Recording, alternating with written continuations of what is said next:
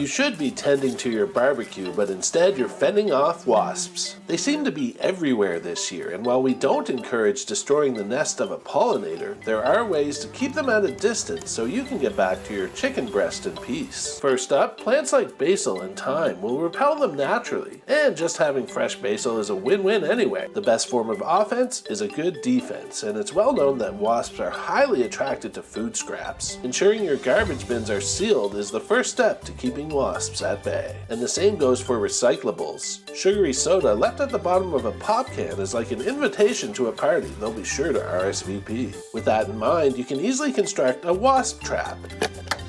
Just invert the top of a pop bottle and fill the bottom with something sugary, like syrup. If they still just keep coming, the best homemade repellent is soapy water. Add some dishwashing soap to a spray bottle and fill. Keep it at the ready for the next time a wasp appears so you can keep from getting stung.